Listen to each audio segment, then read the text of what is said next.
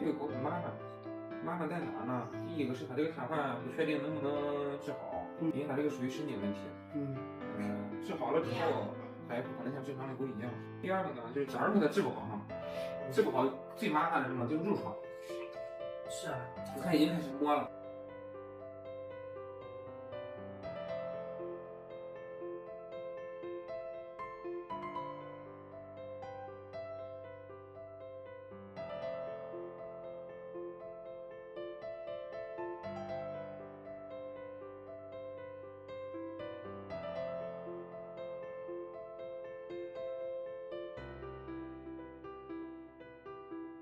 像这种严重的突出，你只能手术，就给这样，只能做那个微创，把那个突出然后给它取出来，明白吗？如果说是不严重的呢，可以通过一些的针灸呀、理疗呀、高压氧去长时间的做康复与处理啊。但是那样的话呢，相对的康复的训练、康复的东西一般来说只要周期比较长。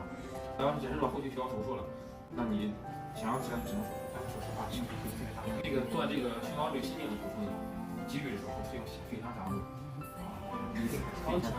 一次的话好几万。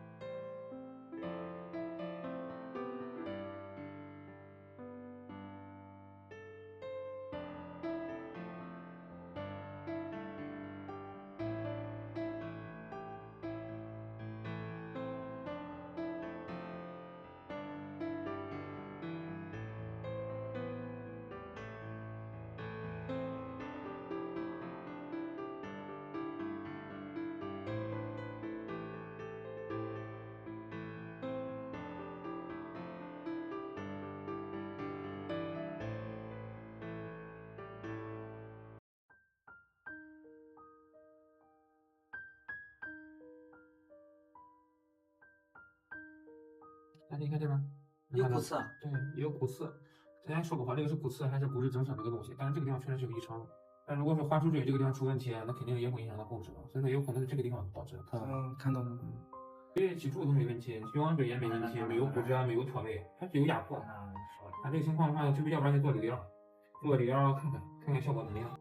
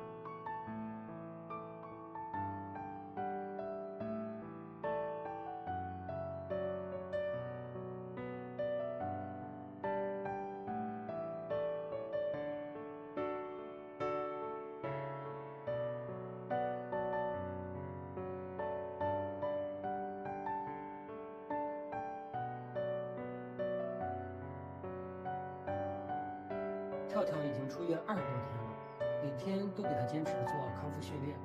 一个好消息就是瘫痪的2只后腿能轻微的用力了，到底能不能站起来，现在还是个未知数。屁股上的褥疮一直没有好转，今天又发现他屁股的左边也出现了一些痕迹，腿部也有一块红斑。